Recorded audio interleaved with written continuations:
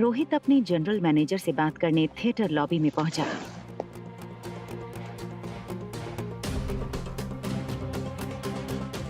ये आर्यन क्या कर रहा है? ओह माय गॉड, डैड देख लेंगे तो गड़बड़ हो जाएगी।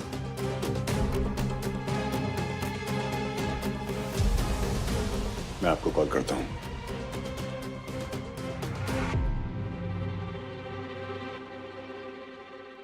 आर्यन, तुम यहाँ क्या कर रहे हो?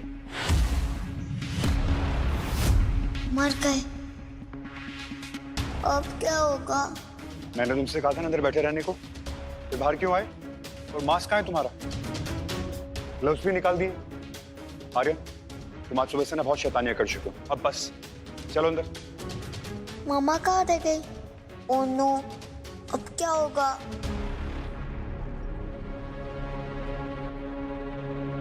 रिया,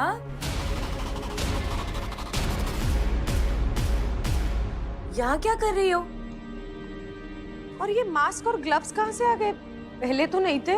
रिया ने बड़ा ही स्मार्ट आंसर दिया। वो मामा, मुझे अभी रियलाइज हुआ कि मुझे ग्लव्स और मास्क पहनने चाहिए। दरअसल मैं सब कुछ घर से लेकर ही आई थी और वो मुझे ये भी जानना था कि आप मुझे मास्क में पहचान सकते हैं या नहीं।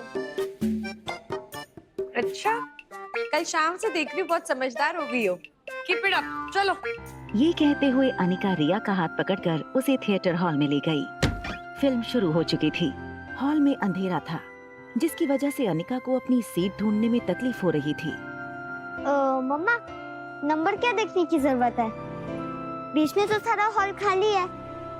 चलो यहाँ बैठ जाते हैं। रिया ने अनिका को ठीक रोहित के बगल वाली सीट पर बिठाया और वो खुद अनिका के बगल की सीट पर बैठी।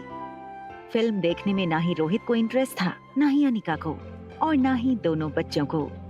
रोहित अपने फोन में बिजी था। अनिका की नींद पूरी ना होने की वजह से उसकी आंखें भारी होने लगी थीं। उसका सर हल्का सा बगल वाली सीट की ओर झुका। आधी खुली आंखों से अनिका को मोबाइल की रोशनी में चमकता हुआ रोहित का चेहरा दिखा। ये देखकर अनिका मन ही मन मुस्कुराने लगी। उसे लगा इस आदमी की पर्सनालिटी का ऐसा प्रभाव हो रहा है उस पर कि अब नींद में भी उसे रोहित का चेहरा नजर आ रहा था। थोड़ी देर बाद अनिका गहरी नींद में सो गई। दोनों बच्चे एडवेंचर एक्सपेक्ट कर रहे थे, लेकिन ऐसा कुछ नहीं हो रहा था। मम्मा तो सो गई, अब क्या करें? एक आइडिया है, डैड को चिमटी काट।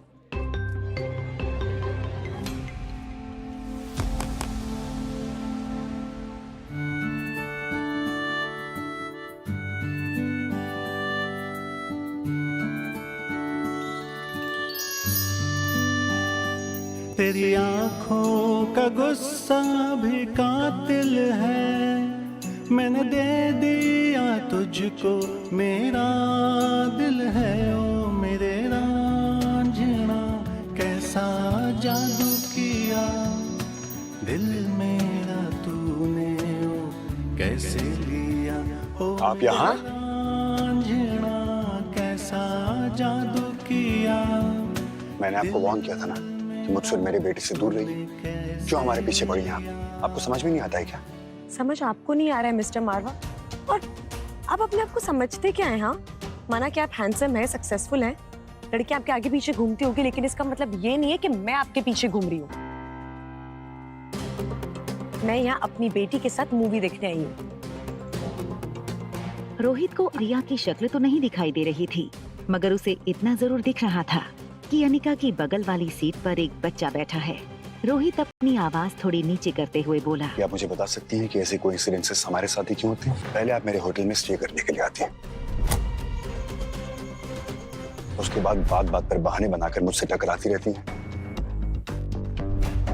और मेरे बेटे के बारे में ऐसी इन्फॉर्मेशन मुझे देती हैं जो मुझे तक नहीं पता था। आपके बेटे की ट्यूशन टीचर ना आपके बेटे को मेंटल टॉर्चर दे रही है।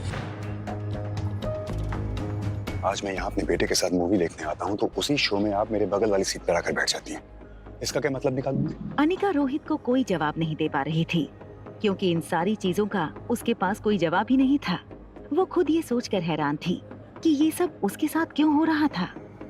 एक चीज अनिका और रोहित दोनों नहीं जानते थे कि वो उनके बच्चे थे जो उन्हें बार बार ऐसी सिचुएशन में खड़ा कर रहे थे। रोहित थोड़ी देर फिल्म की स्क्रीन की ओर देखने लगा। अनिका भी स्क्रीन की ओर देखने लगी। दोनों की नजरें तो स्क्रीन पर थीं, मगर मन ही मन दोनों अपने साथ हो रहे कोइंसिडेंसेस के बारे में सोच रहे थे। तभी अचानक फिल्म में हीरो हीरोइन का एक रोमांटिक सीन शुरू हो गया। अनिका और रोहित के लिए ये देखना थोड़ा ऑकवर्ड हो गया। मैं जहाँ भी जाता हूँ इत्तेफाक से तुम मुझे मिल ही जाती हो। पीछा करती हो क्या मेरा? और अगर यही सवाल मैं तुमसे पूछूं तो do we have a connection? शायद हाँ। थोड़ी देर बाद रोहित ने चुप्पी तोड़ते हुए अनिका से कहा, Look, I don't want to be rude to you, but मैं चाहता हूँ कि आप अपना रूम छोड़कर किसी और रूम में चली जाएं। And don't worry, everything will be on us. Excuse me mister Marwa, आपको क्या लगता है पैसे आपके पास ही है क्या? मैंने अपने कमरे के लिए ना आपके होटल वालों को एडवांस पेमेंट की थी। आप मुझे इस तरह रूम से नहीं निकाल सकते। I will sue you. What? You will sue me?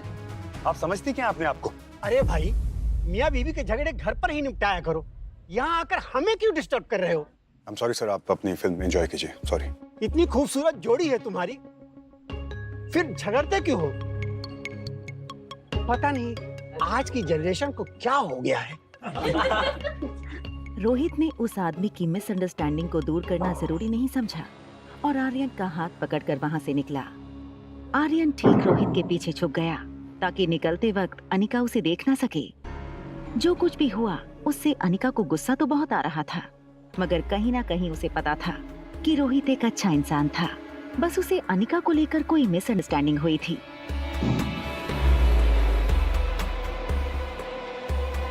अपने स्वीट के पास पहुंचते ही रोहित ने अपने बॉडीगार्ड को वापस जाने का इशारा किया।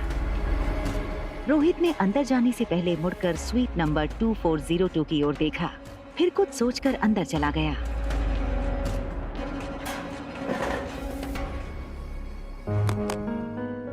मुझे उस औरत के इरादे ठीक नहीं लगते। कुछ भी करके मुझे आर्यन को अनिका से दूर रखना होगा। अनिका लिफ्ट से बाहर आई। रिया आसपास देखने लगी कि कहीं रोहित या सनी उसे देख न ले। जैसे ही स्वीट रूम का दरवाजा खुला, रिया तुरंत अंदर भाग गई। अनिका के लिए रिया की ऐसी शरारतें रोज की बात थी। अंदर जाते ही अनिका को उसकी सेक्रेटरी राजलक्ष्मी का फोन आया। राजलक्ष्मी का फोन उठाते ही राजलक्ष्मी ने कहा, मैडम मैं आपकी सेक्रेटरी हूँ, कम से कम मुझे तो ये जानने का हक है ना कि आज आप ऑपरेशन करने वाली है मनाली के लाइफ केयर हॉस्पिटल में। Rajalakshmi, I am so sorry, मैं तुम्हें इन्फॉर्म करना भूल गई। It's okay ma'am. उनके हॉस्पिटल से मेल आया था, पूछ रहे थे कि आप कब तक आओगी एटसेट्रा एटसेट्रा। और डॉक्टर अग्रवाल आपका नंबर मांग रहे थे, दे दूं? नहीं, नंबर मत देना मेरा। तुम उनसे कह दो कि मैं टाइम पे पहुंच जाऊंगी, वो टेंशन ना ले। लेकिन देखो, कुछ भी हो जाए नंबर मत देना। ओके डॉक्टर, एज यू से। अच्छा हाँ, उन्होंने डॉक्टर्स की लिस्ट भेजी है, मैं आपको भेज रही हूँ। If you need any changes let me know. Done, thank you. तेरी आंखों का गुस्सा भी कातिल है, मैंने दे दिया तुझको मेरा दिल है। ओ मेरे रांझना कैसा जादू किया।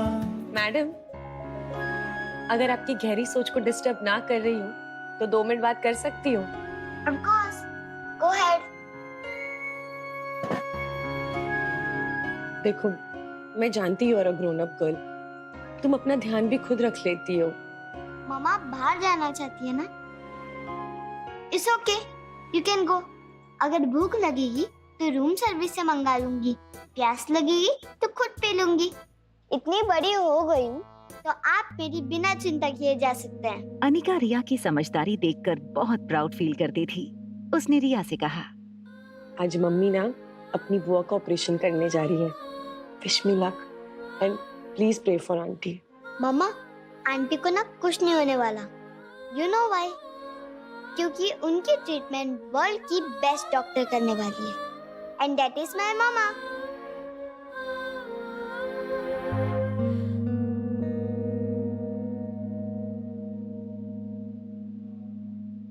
अनिका ने अभी ये सोचा नहीं था कि वो किस तरह बुआ का ऑपरेशन करेगी बिना किसी को ये पता चले कि अनिका ही डॉक्टर अमृता थी। अनिका किसी तरकीब के बारे में सोचने लगी। तभी उसके मोबाइल पर डॉक्टर अमृता के अकाउंट में एक मेल आया। राजलक्ष्मी ने उसे असिस्टेंट डॉक्टर्स की टीम की एक लिस्ट भेजी थी, जिन डॉक्टर्स के साथ मिलकर अनिका को ज्योति बुआ का ऑपरेशन करना था। लिस्ट में कामिनी गुलेरिया का भी नाम शामिल था। डॉक्टर अमृता, आज तक आपको किसी ने नहीं देखा है, बट आपको असिस्ट करके I will be the first one जो आपका चेहरा पूरी दुनिया के सामने ले आएगी। अनिका को समझ नहीं आ रहा था कि अब वो सबसे ये कैसे छुपाएगी कि अनिका ही डॉक्टर अमृता है। आज जो कुछ भी हुआ था उसे देखकर आर्यन पहले ही बहुत घबराया हुआ था, मगर धीरे धीरे वो रोहित के पास गया। रोहित ने अपना गुस्सा शांत करते हुए आर्यन का एक हाथ अपने हाथ में लिया और कहा, देखो बेटा, इस दुनिया में ना हम हर किसी पर विश्वास नहीं कर सकते, स्पेशली उन पर जिन्हें हम जानते तक नहीं है। बेटा, हर चीज को समझने की ना एक उम्र होती है। जैसे हम किससे दोस्ती कर सकते हैं, किस पर विश्वास कर सकते हैं या किससे दूर रह सकते हैं, और जब तक आप में वो सोच, वो समझ डेवलप नहीं हो जाती, आपको अनजान लोगों से दूर रहना है। और बेटा, मैं चाहता हूँ कि वो जो सामने वाली लेडी है ना, आप उससे दूर रहो। हो सकता है कि वो आपको कोई नुकसान पहुंचाने आई हो। डैड, वो बहुत अच्छी है, वो मुझे कैसे नुकसान पहुंचा सकती है? वो मेरी मॉम है। What? क्या कहा तुमने? मॉम? वो तुम्हारी मॉम नहीं आर्यन। इनफैक्ट तुम्हारी कोई मॉम नहीं। आर्यन ने पहले कभी इतनी हिम्मत नहीं दिखाई थी, मगर अनिका के बारे में गलत बात सुनते ही उसके अंदर हिम्मत आ गई थी। दुनिया में सबकी मॉम होती है, आपकी भी है, तो ऐसा कैसे हो सकता है कि मेरी कोई मॉम नहीं है? और भैया, ये बात तो आप भी जानते हो कि आप चाहे कितनी भी कोशिश कर लो, आर्यन की जिंदगी में उसकी माँ की कमी पूरी नहीं कर सकते हो। रोहित आर्यन को अनिका से जितनी दूर करने की कोशिश कर रहा था, आर्यन उसके उतने ही करीब होते जा रहा था। मुझे कोई परमानेंट सॉल्यूशन निकालना पड़ेगा आर्यन को अनिका से दूर करने के लिए।